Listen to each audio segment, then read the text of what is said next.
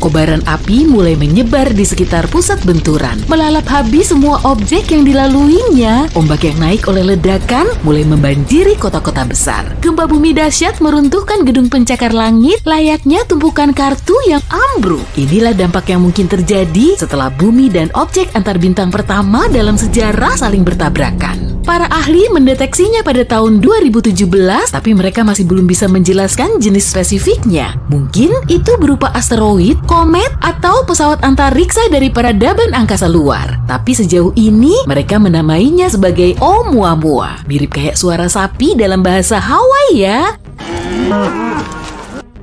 Meskipun belum diketahui jenisnya, kecepatannya jauh lebih ngebut dari asteroid lain, yaitu sekitar 87 km per detik. Kalau bisa terbang sengebut ini, kamu akan melintasi Amerika Serikat dari pesisir barat ke pesisir timur maksimal selama 3 menit. Jadi, asteroid ini bisa melesat dari bumi ke matahari cuma dalam waktu 2 bulan. Sedangkan roket kita bisa melaju hingga 27.000 km per jam. Jadi, perjalanan melintasi Amerika Serikat dengan wahana ini akan memakan waktu sekitar 9 menit. Banyak ilmuwan berspekulasi kalau itu cuma objek buatan yang diciptakan oleh peradaban super maju. Nggak tahu juga sih. Tapi bentuknya yang panjang dan ramping memang mendukung teori mereka. Jadi, wujudnya sangat mirip dengan pesawat antariksa. Panjangnya sekitar 1 km, jauh lebih besar dari Menara Eiffel. Untuk mengonfirmasi Oumuamua sebagai pesawat antariksa milik makhluk lain, para saintis mengarahkan sejumlah teleskop radio ke objek tersebut. Kalau peradabannya menggunakan alat komunikasi atau memindai kita dengan teknologi mereka, kita bisa mendeteksinya. Tapi yang ada cuma keheningan total. Nah, kira-kira begitu. Nggak ada gelombang radio yang terdeteksi. Meski begitu, teori peradaban luar angkasa nggak serta-merta nihil. Untuk mengetahui lebih pasti, para saintis perlu tahu berat objek tersebut. Jadi, mereka perlu memanfaatkan cahaya, lebih tepatnya pantulannya. Singkatnya, tiap materi akan memantulkan cahaya secara berlainan. Misalnya saja, kita nemu batu hitam misterius yang menyerap hampir semua cahaya. Jadi cuma bagian kecilnya aja yang dipantulkan lagi. Lihat katalog yang ada. Dan ternyata itu arang. Dengan mengetahui ukuran dan bahan pembentuk suatu objek, kita bisa nentuin beratnya.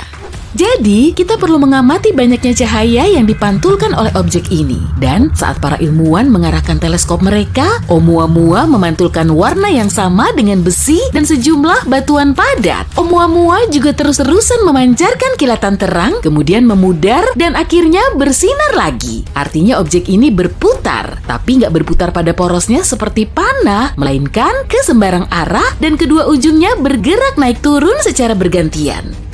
Semua objek atau pesawat antariksa buatan akan hancur oleh putaran seperti ini. Tapi Oumuamua tetap utuh, artinya objek ini terbuat dari bahan super keras yang bisa mencegahnya hancur. Oumuamua juga nggak berongga seperti pesawat antariksa, tapi padat. Objek ini sangat misterius karena geraknya sangat cepat dan sebagian komet memang punya kecepatan yang sama atau jauh lebih ngebut tapi juga punya efek roket. Saat pesawat antariksa meluncur dari landasan peluncuran, mesinnya akan mengeluarkan api. Setiap detiknya, roket mencampur bahan bakar dengan oksigen, kemudian menyalakannya, dan akhirnya mengeluarkan campuran tersebut dengan kecepatan ekstrim. Menurut hukum fisika, mekanismenya seperti mendorong dinding. Roket ini seperti melompat dari gas pembakaran yang dilemparkannya ke bawah. Dengan begini, roket akan menghasilkan gaya dorong dan berakselerasi. Fungsi komet juga hampir sama. Sinar matahari menabrak permukaan komet. Unsur cahaya seperti es mulai menguap, gas ini bergerak ke satu arah, sedangkan kometnya bergerak ke arah berlawanan. Sama seperti roket, komet mendorong gas yang menguap, kemudian berakselerasi. Gas ini juga membentuk ekor panjang komet, seolah-olah batu besar ini menyeret semua gas di belakangnya. Atau seperti mobil yang menarik udara saat melesat dengan kecepatan tinggi. Tapi Oumuamua bukan komet, jadi nggak punya ekor dan nggak punya efek roket seperti komet. Jadi objek ini nggak bisa bergerak secepat komet. Tapi sebagian ilmuwan meyakini Oumuamua pernah punya ekor. Meski baru ditemukan pada tahun 2017, Oumuamua telah memasuki tata surya kita pada tahun 1995 dan sejak saat itu sudah terbakar sinar matahari. Saat asteroid ini ditemukan, sekitar 95% komponennya telah hilang menguap. Ilmuwan lain memperkirakan Oumuamua sudah secepat ini sejak dilahirkan di tempatnya yang jauh, tepatnya di dalam sistem bintang atau nebula lain. Mungkin telah terjadi tabrakan eksoplanet dahsyat dengan objek kosmik lain. Ledakan energi dari tabrakan kemudian melontarkan bongkahan panjang ini keluar angkasa, atau mungkin telah terjadi ledakan supernova. Saat mencapai akhir masa hidupnya, bintang berubah menjadi raksasa merah atau versi bintang yang lebih besar hingga ratusan kali lipat. Kemudian, bintang ini menyusut dan meledak dengan kekuatan dahsyat. Gelombang ledakannya bisa bergerak sejauh bertahun-tahun cahaya dari pusat ledakan. Ledakan ini juga menjadi salah satu peristiwa paling benderang di alam semesta. Jadi, supernova mungkin telah menghancurkan sejumlah eksoplanet hingga berkeping-keping. Contohnya, Oumuamua. Objek antariksa ini mendapat banyak energi dan kecepatan sehingga mulai bergerak menuju bumi. Mungkin karena itulah arah putaran Oumuamua sangat sulit diprediksi. Tapi baru-baru ini, para ilmuwan mengusulkan teori kalau Oumuamua berbentuk balok es raksasa. Es yang biasa kita lihat terbuat dari air atau H2O, tapi di Oumuamua kemungkinan terbuat dari nitrogen es atau N2. Es ini diperkirakan telah utuh di medium antar bintang selama 500 juta tahun dan saat tiba di tata surya, es nitrogen ini bisa memantulkan 2/3 sinar matahari. Jadi, suhunya nggak terlalu panas dan akibatnya Oumuamua nggak punya ekor. Es nitrogen yang sama juga terdapat di Pluto dan Triton, salah satu satelit Neptunus. Jadi Oumuamua berasal dari eksoplanet es serupa. Tapi kita cuma bisa memastikannya dengan mengirim probe antariksa. Para ilmuwan telah menyusun rencana bernama Proyek Lyra. Dan Oumuamua meninggalkan tata surya kita dengan kecepatan tinggi, jauh lebih ngebut daripada kecepatan roket kita. Dan kita harus terus ngejar batu ini sebelum jaraknya terlalu jauh. Untuk merealisasikan rencana ini, kita bisa menggunakan manuver gravitasi. Probe antariksa mulai terbang di dekat Jupiter, kemudian melewatinya untuk menambah kecepatan dengan memanfaatkan gravitasi. Setelah itu, probe akan menuju ke matahari dan terbang sedekat mungkin agar terlontar seperti katapel ke Oumuamua. Sebagai alternatif, kita bisa juga menggunakan probe mikro. Kita harus meluncurkan sekitar 1000 probe mikro ke orbit bumi. Bobotnya harus lebih ringan dari korek api dan punya layar cahaya seukuran ring tinju. Kemudian, kita perlu memancarkan sinar laser kuat dari permukaan bumi menuju layar. Probe bisa menambah kecepatannya hingga 20% dari kecepatan cahaya dan geraknya nggak boleh terlalu cepat karena nanti malah bisa melewati posisi asteroid tujuan. Probe ini harus bisa memasuki orbitnya atau mendarat di permukaannya, tapi kalau gerak probe tadi terlalu lambat, Oumuamua akan meninggalkan tata surya kita sebelum bisa dikejar. Ini akan menjadi pengalaman yang seru karena di masa depan kita bisa menggunakan asteroid seperti taksi antariksa. Kita cuma perlu masuk ke orbit asteroid antar bintang atau mendarat di permukaannya, kemudian kita bisa terus bergerak melintasi luar angkasa dengan kecepatan tinggi tanpa menggunakan bahan bakar. Kendaraan seperti ini akan menjadi pilihan yang tepat untuk melakukan perjalanan jarak jauh atau untuk memberikan pasokan ke sistem bintang lain. Tapi kenapa kita harus takut dengan objek antariksa seperti ini ya? Tabrakan dengan asteroid seukuran Oumuamua bisa memusnahkan kehidupan dalam satu negara. Kalau objek ini membentur laut, ombak setinggi gedung pencakar langit mungkin akan terbentuk. Para ilmuwan terus mengupayakan cara untuk melindungi kita dari objek seperti ini, salah satunya dengan teknik tabrakan. Saat mendeteksi objek yang berpotensi membahayakan, kita bisa mengirim pesawat antariksa ke lokasi. Tancap gas! Pesawat antariksa harus menabrak asteroid dengan sudut spesifik hingga lintasannya sedikit berubah. Kalau sudutnya terlalu banyak, tujuan akhir asteroid ini juga akan melenceng jauh. Jadi intinya, asteroid ini perlu melewati planet kita. Kita juga bisa bikin ledakan kendali jarak jauh di asteroid. Prinsipnya sama, kekuatan ledakan harus sedikit menggeser lintasan asteroid atau menghancurkan batu raksasa ini menjadi serpian kecil. Asteroid berdiameter 24 meter akan terbakar habis di atmosfer kita karena gesekan udara. Batu sebesar 24 meter sampai 0,8 km gak akan terbakar sempurna dan pasti menyebabkan kerusakan di area tertentu. Kalau ukurannya lebih besar, udah pasti sangat membahayakan. Metode tradisional yang ada di film sci-fi adalah menaruh mesin roket di asteroid. Dengan begini, lintasan batu antariksa ini akan berubah dan bisa dikendalikan. Kita juga bisa menggunakannya untuk menabrak asteroid lain. Udah kayak permainan biliar di ruang angkasa kan? Saat para astronom memulai proyek untuk menyusun detail peta 3D di galaksi kita, mereka terpukau dengan penemuan baru mereka. Kira-kira begitulah yang terjadi saat ilmuwan asal Harvard, Dr. Anna Bernacka, mengamati keanehan di aliran bintang galaksi kita. Aliran bintang adalah barisan bintang yang bergerak bersamaan melewati galaksi. Nah, kali ini kita spesifik ngomongin aliran bintang GD1 ya, yang terbentang dalam garis panjang di langit kita.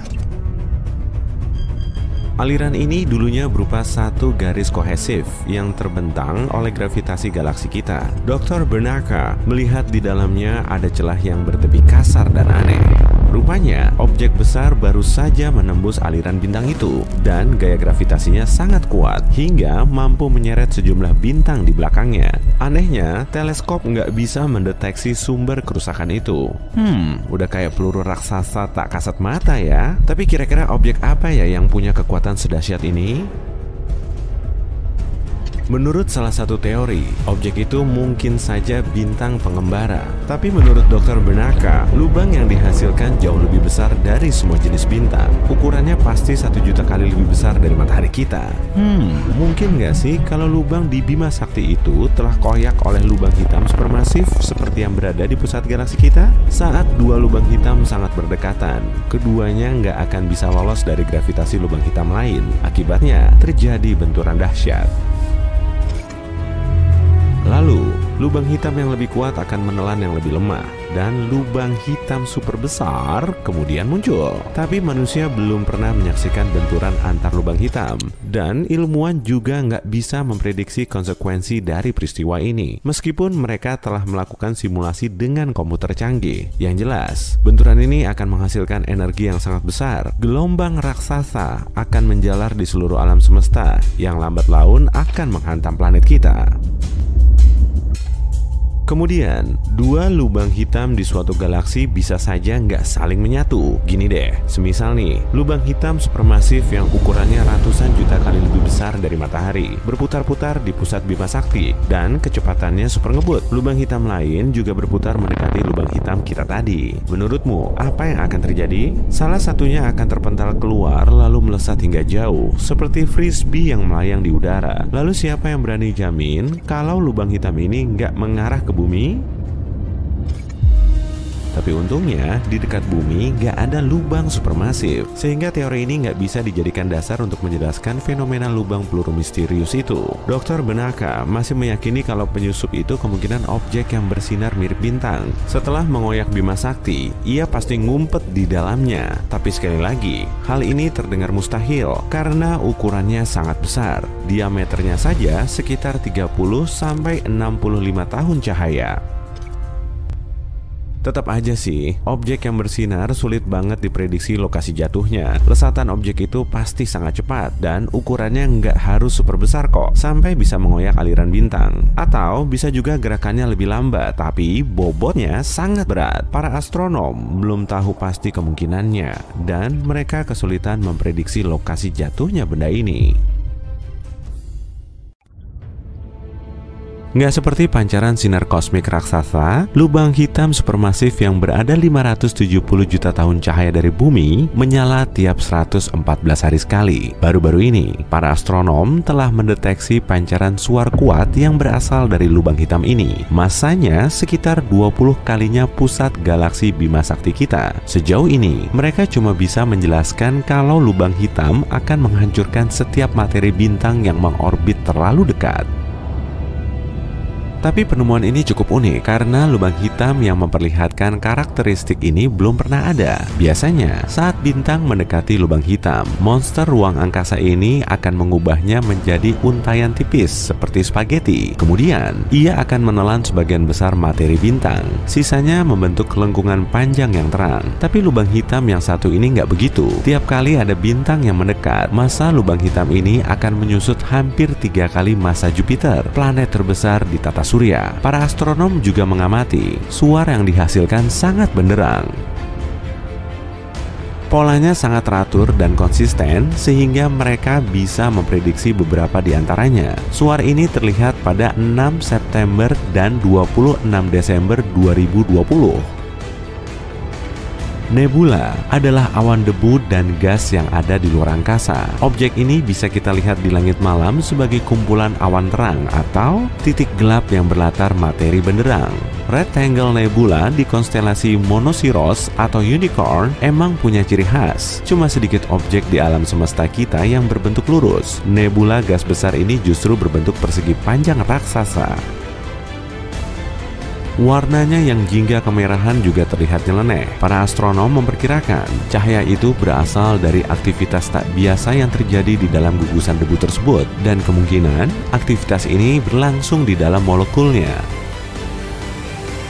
Alam semesta sudah berumur sekitar 13,8 miliar tahun, tapi HD 140283 atau bintang Methuselah rupanya sudah berumur lebih dari 14 miliar tahun. Dan anehnya lagi, bintang ini punya sejumlah unsur kimia yang umumnya dimiliki oleh bintang generasi kedua atau bintang yang terbentuk dari sisa debu dan gas setelah ledakan bintang generasi pertama.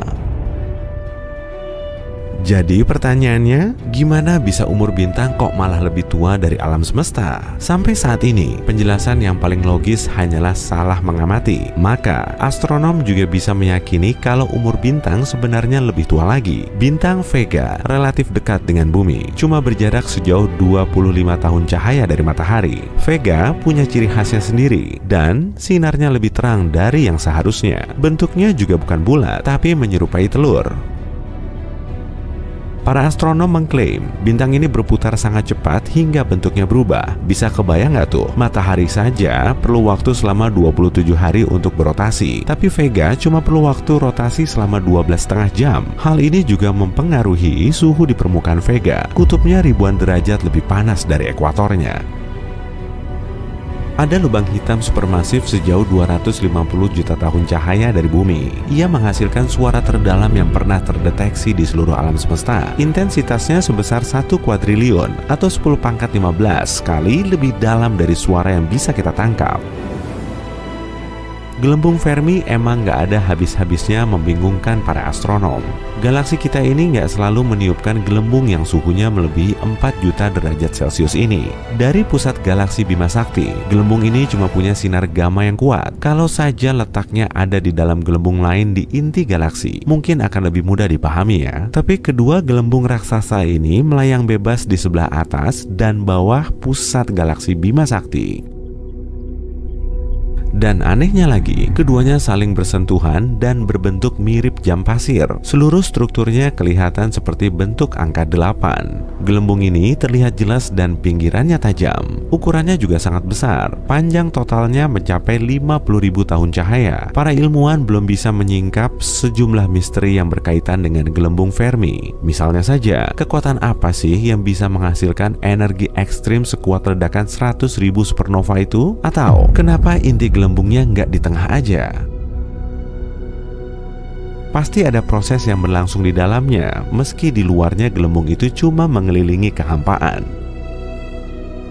K2141b berada di luar tata surya kita. Planet ini sangat mirip dengan bumi. Di permukaannya, lautan cair menguap ke atmosfer. Di planet kita juga gitu kan? Uapnya akan berkondensasi, lalu jatuh kembali ke tanah dalam bentuk air hujan. Tapi bedanya, kalau di K2141b, uap airnya nggak akan jatuh dalam bentuk hujan air, tapi hujan batu. Permukaan eksoplanet unik ini diselimuti oleh lautan lava. Di kebanyakan tempat, kedalamannya mencapai ratusan kilometer. Karena saat siang hari suhunya mencapai 2800 derajat Celcius, magma di lautan menguap ke atmosfer.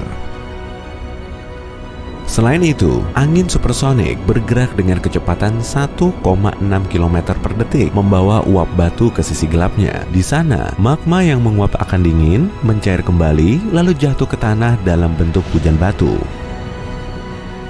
Eksoplanet seukuran Neptunus, Gliese 436b, nun jauh di sana, emang penuh dengan paradoks. Gimana enggak? Bahan penyusunnya terdiri dari es yang membara. Dalam mengorbit Katai Merah, Gliese 436, planet ini menghabiskan waktu selama 2 hari 15 jam. Bisa dibilang, Gliese 436b mengorbit sangat dekat dengan bintang induknya. Mungkin karena inilah suhunya jarang di bawah 430 derajat Celcius.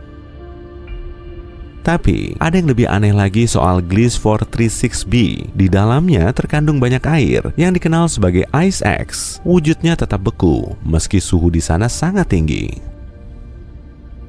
Neutrino adalah partikel mungil yang hampir tidak punya massa. Kecepatan geraknya hampir sengebut kecepatan cahaya. Partikel ini bisa menembus logam, lalu berkilo-kilometer tanpa ada yang bisa menghentikannya. Bisa aja kan, saat kamu menonton video ini, sejumlah neutrino juga sedang menembus tubuhmu. Partikel subatom ini masih sulit dipahami, tapi diyakini kalau neutrino terbentuk akibat ledakan supernova dan reaksi nuklir di dalam bintang.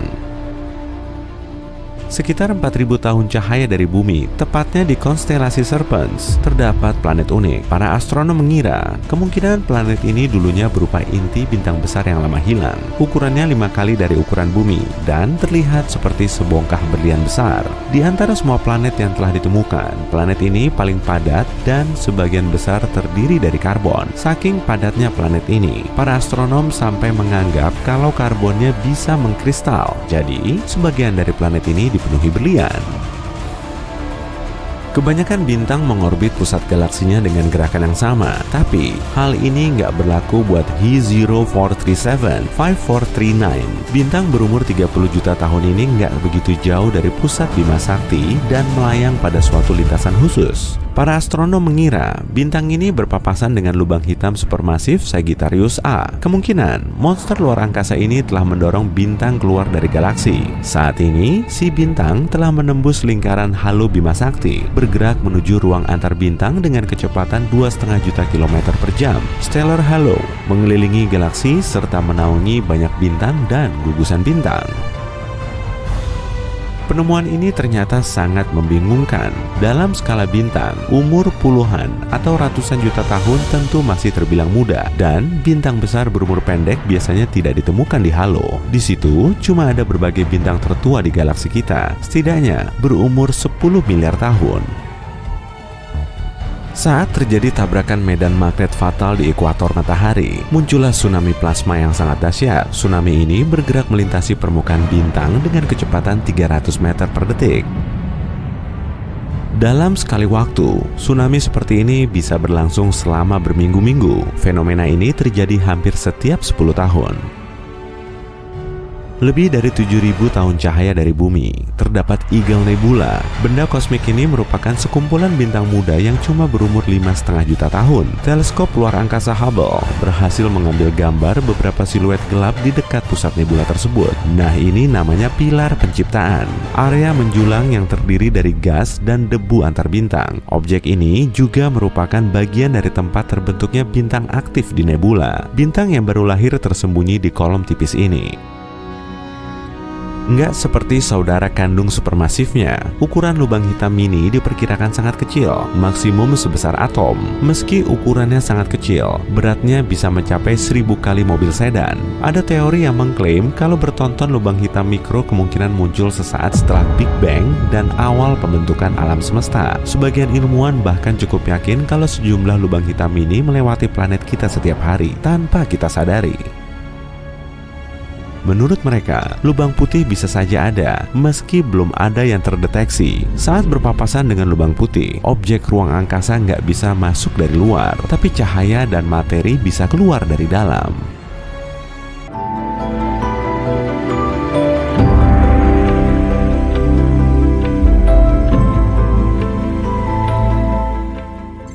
Bulan adalah objek paling terang kedua di langit kita. Namun, jika dibandingkan dengan benda langit lainnya, bulan adalah salah satu yang paling redup dan kurang memantulkan cahaya. Satelit alami kita ini hanya terlihat terang karena letaknya dekat dengan bumi. Sebagai perbandingan, planet kita terlihat lebih terang apabila kamu melihatnya dari luar angkasa. Ini dikarenakan awan, es, dan salju memantulkan lebih banyak cahaya dibandingkan bebatuan pada umumnya. Triton, satelit Neptunus, memiliki permukaan yang sepenuhnya tertutup beberapa lapis es. Jika satelit ini menggantikan bulan kesayangan kita, langit malam pasti akan jadi 7 kali lebih terang. Semakin dekat bulan ke cakrawala, semakin besar pula ia terlihat. Fenomena ini disebut ilusi bulan. Salah satu teori menyatakan kalau atmosfer berperan sebagai kaca pembesar yang membuat bulan terlihat lebih besar Tapi kenyataannya, kalau atmosfer memang seperti kaca pembesar, bulan harusnya malah terlihat lebih kecil, bukan lebih besar. Sebagian besar ahli meyakini kalau ilusi ini terbentuk oleh pikiran kita yang menganggap ukuran bulan 2 kali lebih besar atau bahkan lebih. Saat satelit alami bumi ini menggantung tinggi di langit, kita tidak memiliki gambaran seberapa jauh bulan sebenarnya. Tapi saat berada di dekat cakrawala, kamu bisa melihat benda di sekitarnya dengan lebih detail. Ini membuat bulan terlihat lebih besar, tapi ini hanyalah satu dari banyak teori yang menjelaskan fenomena ini. Oh ya, kamu bisa mendapatkan ilusi yang sama jika kamu membungkuk dan melihat bulan secara terbalik dari kedua kakimu. 2 atau 3 tahun yang lalu, ada sebuah asteroid yang tertarik ke dalam orbit bumi dan mulai mengelilingi planet kita. Meskipun ukurannya tidak lebih besar dari ukuran mobil kebanyakan, tetap saja kejadian ini terbilang luar biasa. Di antara lebih dari 1 juta asteroid yang dikenal para astronom, hanya sedikit yang mengorbit planet kita. Dan asteroid ini adalah yang kedua diketahui mengorbit bumi. Namanya 2020 CD3 yang merupakan bulan mini sementara. Keberadaannya di orbit bumi tidaklah lama, objek ini mengikuti orbit secara acak dan perlahan menjauh dari bumi. Benda langit yang tertangkap sementara seperti 2020 CD3 sangatlah langka. Benda langit ini harus memiliki arah dan kecepatan tertentu agar dapat tertangkap oleh tarikan gravitasi bumi. Kalau tidak, mereka akan jatuh ke bumi atau terbang ke arah yang berbeda. Fenomena bulan sementara adalah peristiwa paling membingungkan yang terjadi di bulan. Fenomena ini berupa cahaya berwarna atau perubahan lain di permukaan bulan yang berlangsung sangat cepat. Seringnya sih berupa kilatan cahaya. Para astronom telah mengamati fenomena ini sejak tahun 1950-an. Mereka menyadari kalau kilatan ini terjadi secara acak. Terkadang terjadi beberapa kali seminggu, lalu menghilang selama beberapa bulan. Seringnya, kejadian ini tidak berlangsung lebih dari beberapa menit, tapi ada juga yang bertahan hingga berjam-jam.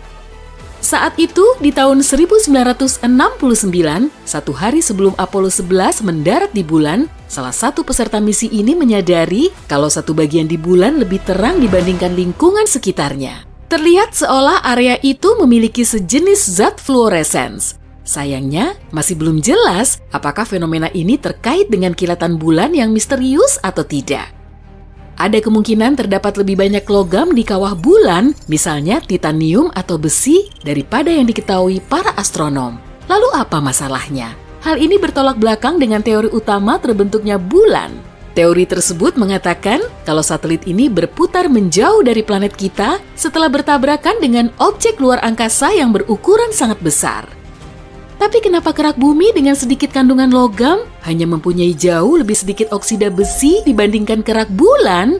Bisa jadi ini karena bulan terbentuk dari material yang berada jauh di dalam planet kita. Atau logam-logam ini muncul saat permukaan bulan mendidih dan perlahan mendingin. Gravitasi bulan hanya sekitar 17% dari gravitasi bumi. Kalau beratmu 90 kg di planet kita, di bulan, beratmu akan berkurang jadi 15 kg saja.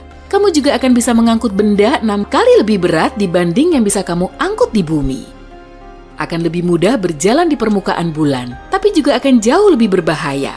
Kakimu yang berada di dalam baju luar angkasa yang berat akan terbenam pada tanah bulan hingga sedalam 15 cm. Tapi coba bayangkan, kamu mencoba untuk menggantikan proses berjalan yang membosankan ini dengan melompat di udara. Maka, dalam sekejap kamu akan kehilangan kendali. Apalagi permukaan bulan dipenuhi dengan lubang-lubang yang dalam, akan sulit sekali untuk menghindarinya. Belum lama ini, para astronom menemukan gumpalan besar berupa zat misterius. Gumpalan ini tersembunyi di bawah permukaan sisi terjauh bulan. Masanya sama dengan tumpukan logam yang ukurannya 5 kali lebih besar dari pulau besar Hawaii. Benda misterius ini berada hampir sedalam 322 km di bawah kawah yang tercipta miliaran tahun yang lalu. Gumpalan ini kemungkinannya berhubungan dengan sebuah tabrakan dahsyat. Bisa jadi ini adalah inti logam dari objek yang menabrak bulan dulu. Para ilmuwan tidak sabar untuk meneliti benda tersebut. Penemuan ini bisa menjelaskan banyak hal tentang kawah kutub selatan Aitken, kawah terbesar yang kita ketahui yang ada di tata surya. Jika ada di bumi, cekungannya yang berbentuk oval akan membentang dari Washington DC ke Texas. Tidak ada udara di bulan. Tapi kenapa gumpalan itu bisa berkarat? Para ilmuwan menemukan adanya hematit di bulan dan ini adalah sejenis karat. Instrumen khusus untuk riset milik NASA meneliti cahaya yang direfleksikan pada permukaan bulan. Rupanya, komposisi kutub bulan sangat berbeda dibandingkan dengan bagian bulan yang lain. Permukaan bulan dipenuhi dengan bebatuan yang kaya akan besi. Tapi, tanpa oksigen dan air, karat tidak bisa muncul. Belum lagi keberadaan angin surya yang membombardir bulan dengan hidrogen, di mana hidrogen menghambat pembentukan hematit. Meskipun tidak punya atmosfer, bulan memiliki sedikit jejak oksigen yang berasal dari lapisan teratas atmosfer planet kita. Bumi juga hampir sepenuhnya melindungi bulan dari terpaan angin surya, walaupun tidak sepanjang waktu. Meskipun satelit alami kita ini kering kerontang, mungkin saja terdapat air beku dalam kawah di sisi terjauhnya. Bentuk bulan tidak bulat sempurna, tapi lebih seperti telur. Selain itu, pusat masanya berada lebih dari 1,6 km dari pusat geometrisnya. Bumi dan bulan perlahan-lahan saling menjauh, sama lambatnya dengan pertumbuhan kukumu. Ini adalah akibat lain dari gaya gravitasi satelit kita. Gravitasi bulan mengakibatkan air pasang surut di bumi. Dalam waktu bersamaan, ini juga menarik bulan menjauhi bumi. Alhasil, bulan bergerak ke orbit yang lebih tinggi. Pada zaman prasejarah, bulan jauh lebih dekat ke bumi dibandingkan sekarang. Tenang, kita tidak akan kehilangan bulan. Semakin bulan bergerak menjauh, semakin lemah tarikan gravitasinya. Ini artinya, planet kita tidak akan lagi mendorong bulan menjauh dengan terlalu kuat. Hanya ada sedikit aktivitas yang terjadi di bulan. Selain itu, hampir tidak ada atmosfer di sekelilingnya. Itulah sebabnya ilmuwan bisa meneliti kawah akibat tabrakan miliaran tahun yang lalu yang memenuhi permukaan bulan. Sambil menghitung usia kawah tersebut, para astronom menemukan bahwa bulan bersama planet kita melewati masa pembombardiran berat akhir sekitar 4 miliar tahun yang lalu. Peristiwa yang juga dikenal dengan sebutan bencana bulan ini berlangsung selama beberapa ratus juta tahun. Pada saat itu, banyak sekali asteroid yang bertabrakan dengan bumi, Merkurius, Mars, dan Venus. Kemungkinan ada labirin tabung lava di bulan. Belum lama ini, para astronom mendapatkan hasil topografi di bawah permukaan bulan. Mereka menemukan gua berukuran sangat besar di bawah permukaan satelit ini. Panjangnya sekitar 48 km dan lebarnya 96 km. Kemungkinan gua ini merupakan hasil dari aktivitas gunung berapi selama 3 miliar tahun. Setelah aliran lavanya mengeras, terbentuklah lempengan keras dan tebal di bagian luarnya. Tapi di dalamnya, lava terus mengalir, melelehkan batu, lalu membentuk gua dan terowongan. Lubang yang jumlahnya begitu banyak di permukaan bulan yang ditemukan oleh NASA kemungkinan merupakan pintu masuk ke gua lava tersebut. Bentuk orbit bulan yang mengelilingi bumi tidaklah bulat, melainkan oval. Itulah sebabnya jarak antara planet dan satelit kesayangan kita ini selalu berbeda-beda. Mulai lebih dari 362.000 km hingga 402.000 km. Hanya ada sedikit aktivitas seismik yang terjadi di bulan. Tapi, gempa kecil di bulan yang disebabkan tarikan gravitasi bumi terkadang terjadi beberapa kilometer di bawah permukaannya.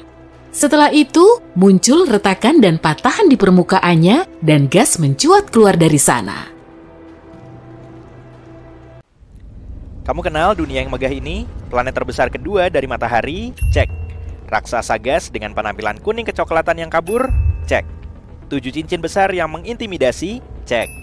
Kamu benar, planet apa lagi kalau bukan Saturnus? Dan baru-baru ini, teleskop Hubble membuat penemuan yang menakjubkan. Rupanya, cincin-cincin planet ini telah melakukan sesuatu pada planet ini sejak lama. Sebuah penelitian baru mengungkapkan bahwa cincin-cincin ikonik ini memanaskan atmosfer bagian atas Saturnus. Yang paling keren, para peneliti dari NASA mengklaim bahwa hal ini merupakan sesuatu yang belum pernah diamati oleh para ilmuwan di tempat lain di tata surya. Rahasia ini telah tersembunyi selama 40 tahun, dan hanya setelah menggunakan pengamatan planet ini yang diperoleh dari teleskop Hubble, wahana Cassini yang sudah tidak beroperasi, serta wahana Voyager 1 dan 2, para astronom baru bisa mengetahuinya. Interaksi tak terduga antara planet gas raksasa dengan cincinnya ini bisa menjadi alat untuk memprediksi apakah planet-planet di sistem bintang lain juga memiliki sistem cincin yang megah seperti Saturnus. Jadi bagaimana bisa diketahui kalau planet raksasa ini sedang dimasak perlahan-lahan oleh cincinnya sendiri? Bukti yang paling jelas adalah jumlah radiasi ultraviolet yang berlebih. Radiasi ini bisa dilihat sebagai garis spektral hidrogen panas di atmosfer planet gas raksasa tersebut. Ada tonjolan di radiasi yang hanya bisa berarti ada sesuatu yang memanaskan atmosfer bagian atas dari luar. Masih belum jelas bagaimana proses ini terjadi. Tapi, penjelasan yang paling memungkinkan adalah partikel-partikel cincin es menghujani Saturnus dan menyebabkan pemanasan. Tapi, bisa juga karena tumbukan meteorit-meteorit kecil atau partikel-partikel angin matahari. Pemanasan ini bisa jadi disebabkan oleh radiasi ultraviolet matahari atau gaya elektromagnetik yang menangkap debu bermuatan listrik. Ketika wahana Cassini milik NASA menyelesaikan misinya dan terjun ke atmosfer Saturnus, wahana ini memiliki cukup waktu untuk mengukur komponen-komponen atmosfer. Dan ternyata, banyak partikel yang jatuh dari cincin. Tapi bagaimanapun juga, proses pemanasan terjadi di bawah pengaruh medan gravitasi si raksasa gas. Para astronom sudah mengetahui tentang hancurnya cincin Saturnus secara perlahan-lahan. Tapi mencari tahu bagaimana proses itu memengaruhi planet ini, itu hal yang baru. Masih ingatkah kamu dengan wahana antariksa Cassini milik NASA yang kusebutkan barusan? Selama lebih dari 1 dekade, Cassini mempelajari Saturnus, membagikan gambar-gambar planet gas raksasa ini dan bulan-bulan esnya. Wahana ini membawa kita ke dunia yang menakjubkan, di mana sungai-sungai metana mengalir ke lautan metana, dan semburan gas serta es melontarkan materi ke luar angkasa. Selain itu, Cassini juga mempelajari magnetosfer Saturnus. Masalahnya, gaya-gaya yang bekerja jauh di dalam planet ini menghasilkan gelembung magnet yang sangat besar di sekeliling planet. Gelembung ini disebut magnetosfer. Sayangnya, para astronom masih memiliki sedikit sekali informasi tentang fenomena ini di Saturnus karena medan magnet tidak tampak dan tentu saja paling baik dipelajari dari dalam. Bayangkan ini, aliran partikel bermuatan listrik berkecepatan jutaan kilometer per jam dari matahari alias angin matahari menyebar ke seluruh tata surya. Tiba-tiba, ada sesuatu yang menghalanginya. Oh, itu adalah medan magnet Saturnus. Medan magnet Saturnus melindungi planet ini, membuat partikel-partikel matahari mundur. Akibatnya, gaya magnet matahari berkecamuk di luar magnetosfer Saturnus. Sedangkan di dalam gelembung pelindung planet gas raksasa ini, gaya magnetnya sendiri yang mendominasi. Planet tempat tinggal kita juga memiliki medan magnet, tapi magnetosfernya jauh lebih kecil. Dan tetap saja, magnetosfernya ini secara efektif melindungi kita dari partikel-partikel berbahaya yang berasal dari matahari dan dari luar angkasa. Meskipun Saturnus dilindungi oleh magnetosfernya, matahari masih bisa mengacaukan planet ini. Angin yang berenergi dari bintang kita menyapu planet gas raksasa ini dan menimbulkan aurora yang masif. Tapi tidak seperti aurora di bumi, aurora di Saturnus hanya bisa dilihat dalam sinar ultraviolet.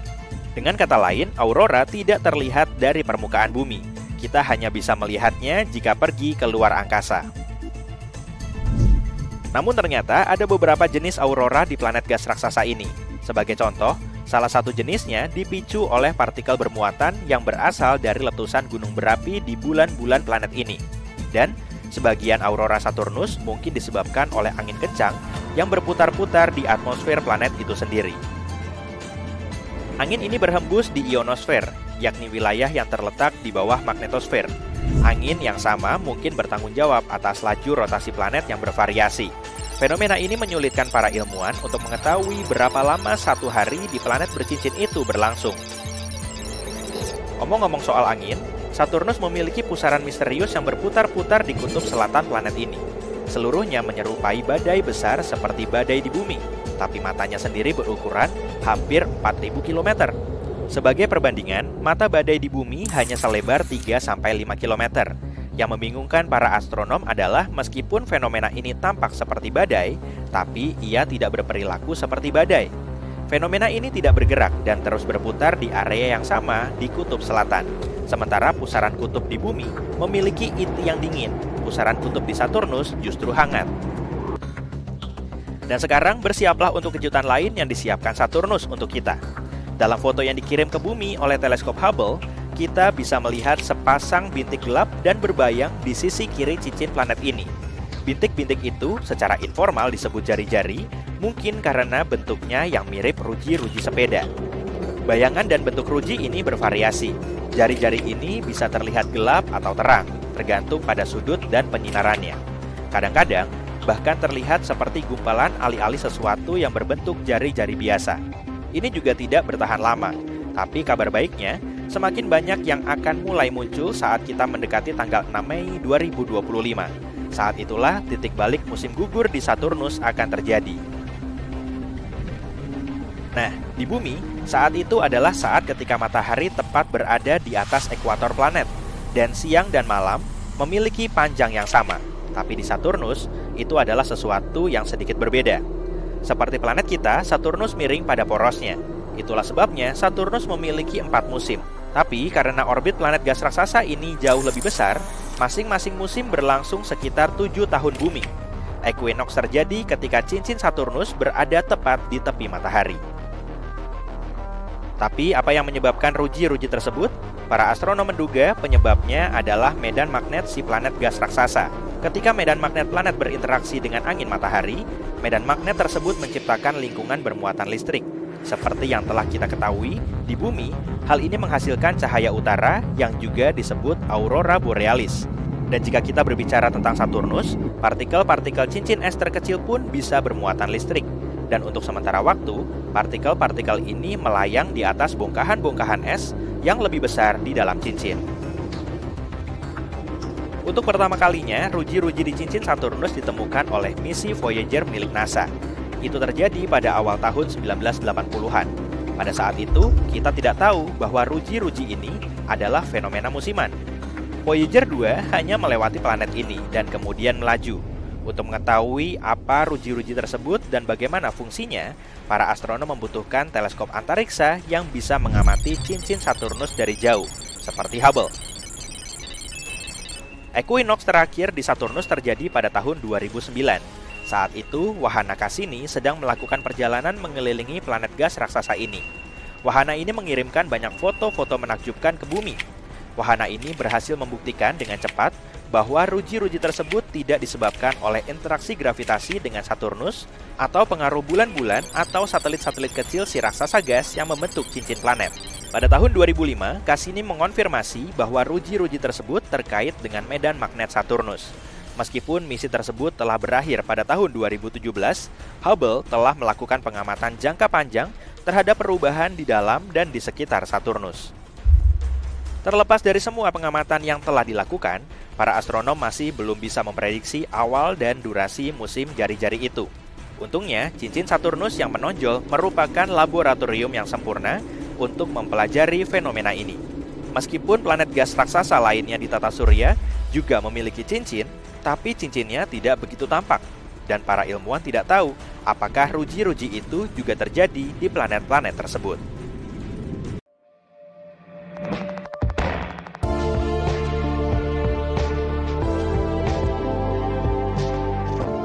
Hey, kamu tahu nggak? Para astronom menemukan sebuah eksoplanet yang mereka namai Super Saturnus. Cincinnya selebar 1 AU. AU adalah unit astronomi yang merupakan jarak antara matahari ke bumi. Sistem cincin ini besar sekali, makanya dinamai demikian. Super Saturnus disebut objek Mama Jack, sesuai nama astronom yang memimpin tim penemu temuan ini. Profesor Eric Mama Jack dari Universitas Rochester di New York menemukan Super Saturnus saat menjelajahi data yang diunduh dari pengamatan transit sudut lebar. WASP adalah singkatan dari Wide Angle Search for Exoplanets atau pencarian sudut lebar eksoplanet. Ini adalah proyek yang dikembangkan pada tahun 2000 oleh para astronom di Universitas Queen's di Belfast, Irlandia Utara, dan Universitas St. Andrews di Skotlandia. Dengan menggunakan 4 teleskop, kamera video CCD di teropong merekam sedikit peredupan cahaya bintang yang disebabkan oleh objek yang melintas di depan bintang. Ini disebut metode transit deteksi eksoplanet. Misalnya, planet Venus bertransit melintasi pandangan kita terhadap matahari setiap beberapa ratus tahun. Titik hitam yang merupakan siluet Venus terlihat melintas di depan matahari saat Venus melintas di antara garis pandang kita dan matahari. Gerhana kecil ini mengurangi jumlah sinar matahari yang datang ke bumi dalam jumlah yang sangat kecil, atau bisa dibilang mungil. Hal yang sama berlaku pada semua bintang di Bima Sakti dengan planet di sekitarnya. Transit eksoplanet di depan bintang harus berhadapan langsung dengan bumi agar cahaya bintangnya meredup. Transit seperti ini tidak sering terjadi. Jadi, ribuan bintang harus dilihat secara bersamaan selama mungkin, antara 4-8 jam dalam semalam. WASP diciptakan untuk terus menatap bintang seluas mungkin. Mungkin salah satunya akan menunjukkan transit eksoplanet. Artinya, ada banyak data dihasilkan, sekitar 40 GB per sesi pengamatan. Ilmuwan komputer di Universitas Leicester, Inggris mengembangkan program komputer untuk menyimpan data dan menghasilkan grafik fotometrik dari intensitas cahaya masing-masing bintang. Universitas Open juga di Inggris bergabung dengan proyek WASP mengambil data ini dan menyediakannya untuk penelitian para astronom di seluruh dunia. Grafik intensitas cahaya bintang yang menunjukkan perubahan kecerahannya disebut kurva cahaya. Grafik ini punya dua sumbu, yang pertama adalah sumbu garis waktu, dan satu lagi adalah intensitas cahaya. Saat objek yang dianggap sebagai eksoplanet, meski bisa juga bintang katai coklat, melintas di depan bintang, sumbu garis waktu melacak seberapa cepat pergerakannya. Ini akan memberitahu kita seberapa dekat objek itu dengan bintangnya. Sementara sumbu kecerahan melacak seberapa banyak cahaya bintang meredup. Dengan begini, kita bisa mengetahui seberapa besar objek tersebut. Benda besar tentu akan lebih meredupkan cahaya dan lebih mudah dideteksi. Saat ini, peralatan yang berada di bumi tidak cukup sensitif untuk mengukur peredupan yang disebabkan oleh planet sekecil bumi. Yang berukuran Neptunus dan lebih besar adalah batasnya WASP. Namun, teleskop luar angkasa James Webb yang kini terus beroperasi, punya sensitivitas yang jauh lebih besar dan mampu mendeteksi transit eksoplanet seukuran bumi. Kamu pasti udah nggak sabar mau dengar pembahasan Super Saturnus kan? Tapi ada hal lain yang harus kamu ketahui sebelum kita lanjut ke sana. Jika eksoplanet punya atmosfer atau dalam kasus Super Saturnus, sistem cincin, cahaya dari bintang yang ditransmisikan oleh planet akan bersinar menembus atmosfer atau sistem cincin itu. Dan ini bisa dideteksi juga. Kurva cahaya akan menunjukkan lebih sedikit peredupan pada data fotometrik karena tidak semua cahaya bintang terhalang. Beberapa cahaya masih menembus atmosfer atau cincin. Ini penting karena astronom menjadi tahu soal pembacaan atmosfer.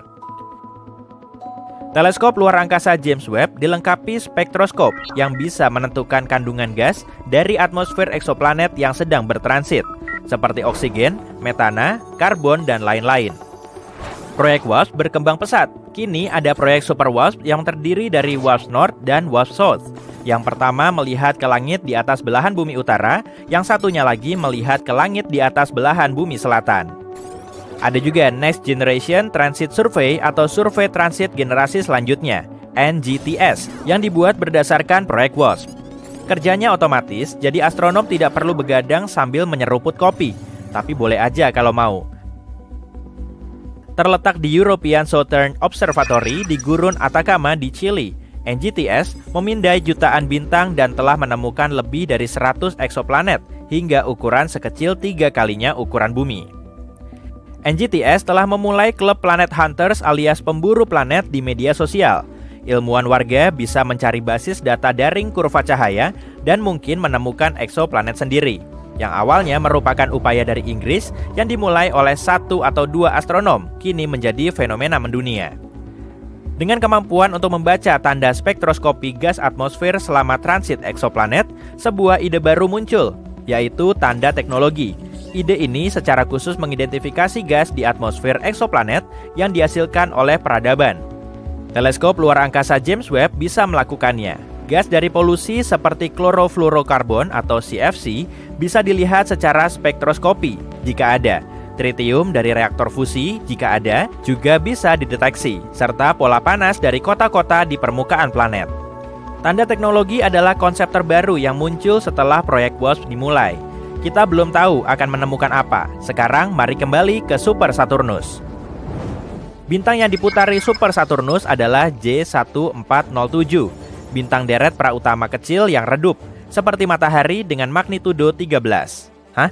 Begini, mata manusia hanya bisa melihat bintang dengan magnitudo 6, dan masing-masing magnitudo 2,5 kali lebih redup dibanding yang sebelumnya. Jadi, ini bukan bintang yang luar biasa, cuma bintang teleskopik lain di luar sana, di wilayah Scorpius Centaurus di langit malam.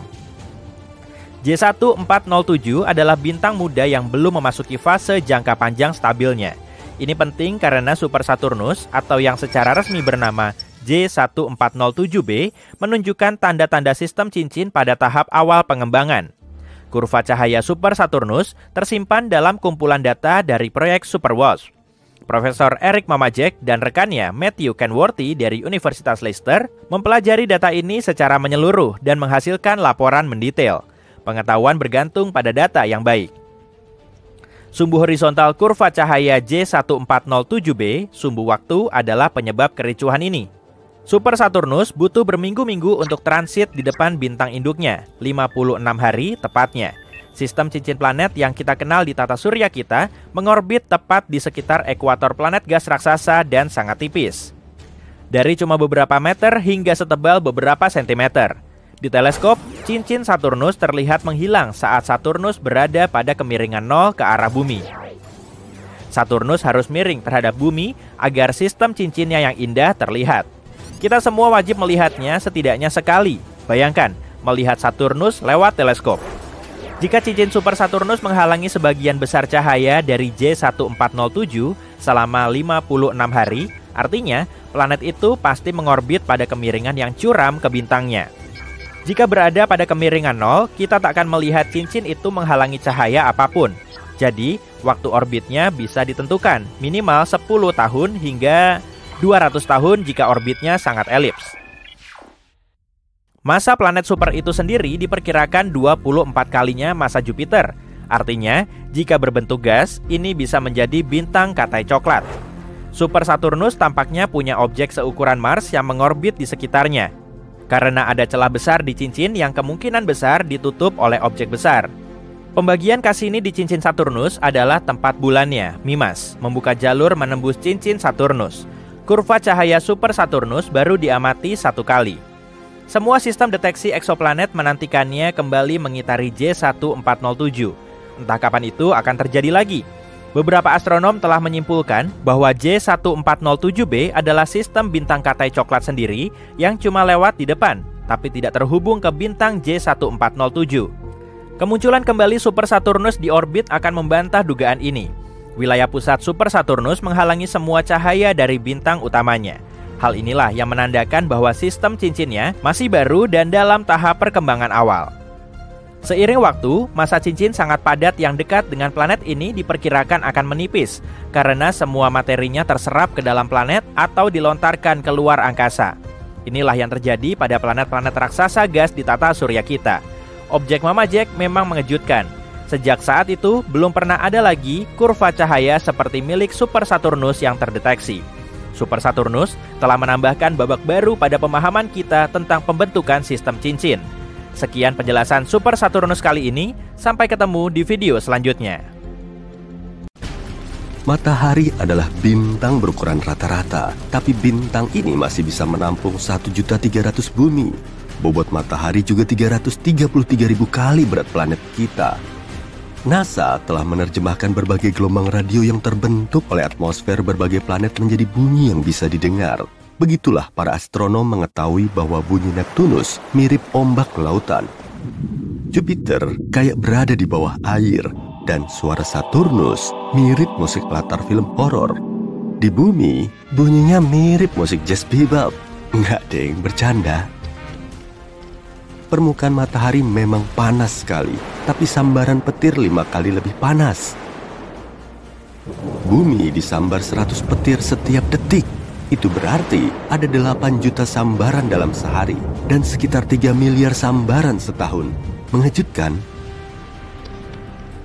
Kalau suatu hari nanti kamu bisa pergi ke bulan dan melihat jejak kaki yang masih baru, itu bukan berarti di sana ada orang lain bersamamu. Jejak kaki atau tanda serupa bisa bertahan selama 1 juta tahun di sana. Sebab bulan nggak punya atmosfer, nggak ada angin, bahkan yang sepoi-sepoi sekalipun yang pelan-pelan bisa menghapus jejak kaki itu. Para astronom telah menemukan lubang terbesar yang pernah kita lihat di alam semesta. Ini adalah ruang kosong raksasa yang membentang seluas 1 miliar tahun cahaya. Mereka tidak sengaja menemukannya. Salah satu anggota tim peneliti merasa agak bosan dan ingin mengecek bagaimana keadaan menuju titik dingin. yaitu sebuah anomali dalam peta latar belakang gelombang mikrokosmik atau CMB. Ini adalah pendar cahaya lemah yang jatuh di planet kita dari berbagai arah dan mengisi alam semesta. Cahaya ini telah bergerak di ruang angkasa selama hampir 14 miliar tahun sebagai sinar yang muncul setelah peristiwa Big Bang. Jadi, kamu jatuh ke dalam lubang hitam dan sudah siap-siap untuk menghadapi akhir yang sedih. Tapi nggak harus begitu kok. Jatuh ke dalam lubang hitam belum tentu menghancurkanmu atau pesawat antariksamu. Kamu harus memilih lubang hitam yang besar agar selamat. Kalau kamu jatuh ke dalam lubang hitam kecil, horizon peristiwanya terlalu sempit dan gravitasinya meningkat setiap beberapa senti ke bawah. Jadi jika kamu julurkan tangan ke depan, gravitasi di jari-jarimu jauh lebih kuat daripada gravitasi di sikumu. Ini akan membuat tanganmu memanjang dan kamu akan merasakan ketidaknyamanan. Jujur, ini lumayan berasa. Semua berubah jika kamu jatuh ke lubang hitam supermasif, seperti yang ada di pusat galaksi. Lubang hitam ini bisa jutaan kali lebih berat dibanding matahari. Horizon peristiwanya lapang, dan gravitasi nggak berubah begitu cepat. Jadi gaya yang kamu rasakan di tumit dan di puncak kepala kurang lebih akan sama besarnya, dan kamu bisa masuk sampai ke jantung lubang hitam. Mitos ini terbantahkan. Jika kamu nonton film yang sangat menyentuh di antariksa dan mulai menangis, air matamu nggak akan mengalir turun. Air mata akan terkumpul di sekitar bola mata. Matamu akan jadi terlalu kering hingga rasanya seperti terbakar. Cairan apapun yang terbuka di tubuhmu akan menguap, termasuk di permukaan lidahmu. Omong-omong tentang terbakar, ternyata api nggak bisa nyala kalau di ruang angkasa. Api bisa menyebar kalau ada aliran oksigen, dan karena di ruang angkasa nggak ada, ya gitu deh. Begitu meledak, harusnya bintang tidak hidup lagi. Tapi sebagian bintang entah bagaimana mampu bertahan dalam ledakan supernova besar. Bintang zombie seperti ini sangat langka. Ilmuwan menemukan bintang zombie yang benar-benar besar bernama LP40365. Ini adalah katai putih yang terbakar sebagian. Katai putih adalah bintang yang telah membakar seluruh hidrogennya, dan sebelumnya, hidrogen merupakan bahan bakar nuklirnya. Dalam kasus ini, ledakan terakhir mungkin lebih lemah dari biasanya, yang nggak cukup kuat untuk merusak seluruh bintang. Kayak bintang yang mau meledak, tapi nggak berhasil, sehingga sebagian materinya masih bertahan. Kalau kamu pergi ke ruang angkasa, jangan coba-coba lepaskan pakaian antariksamu, kecuali kamu sedang berada di pesawat antariksa. Udara di dalam paru-parumu akan memuai, begitu juga oksigen di bagian tubuh yang lain. Kamu akan jadi kayak balon, mengembang 2 kali ukuran biasamu. Berita bagusnya, kulit cukup elastis untuk tetap menahan keutuhanmu, yang artinya kamu nggak akan meledak. Untunglah. Ketika sesuatu memasuki lubang hitam, benda itu berubah bentuk dan teregang kayak spaghetti. Ini terjadi sebab gaya gravitasi mencoba meregangkan sebuah objek ke satu arah, tapi di saat yang sama menekannya ke arah yang lain. Seperti paradok pasta. Omong-omong, sebuah lubang hitam sebesar atom memiliki massa seperti gunung yang benar-benar besar. Ada sebuah lubang hitam di pusat Bima Sakti yang bernama Sagittarius A. Masanya seperti miliaran matahari, tapi syukurlah lubang hitam ini jauh dari kita. Jika kamu membuat ledakan besar di sebuah asteroid, kamu takkan bisa mendengar bunyinya yang keras. Ya, kita sering mendengar bunyi pesawat antariksa dan pertarungan di antariksa dalam berbagai film, tapi itu cuma mitos. Bunyi adalah gelombang yang menyebar karena getaran molekul. Ada seseorang bertepuk tangan beberapa meter jauhnya darimu. Gelombang bunyi mulai mendorong molekul udara pertama di dekat tepukan tangan itu, lalu molekul kedua, ketiga, dan seterusnya, sampai gelombang itu mencapai telingamu. Jadi untuk menyebarkan bunyi, kita butuh molekul seperti udara atau air. Di atmosfer kita, gelombang menyebar dengan baik, tapi antariksa itu hampa udara. Jadi di sini nggak ada apapun. Kamu bisa bertepuk tangan dengan keras di sana, tapi nggak akan ada molekul yang bisa bergetar dan membawa bunyi itu. Jadi, untuk mengadakan percakapan, kamu butuh radio atau kemampuan membaca bibir yang bagus. Meteoroid mengorbit matahari, sedangkan kebanyakan puing buatan manusia mengorbit planet kita.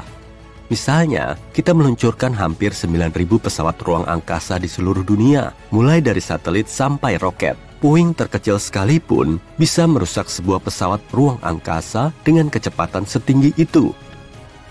galaksi, planet, komet, asteroid, bintang, benda antariksa adalah hal-hal yang benar-benar bisa kita lihat di antariksa. Tapi itu semua cuma menyusun kurang dari 5% jagat raya seluruhnya.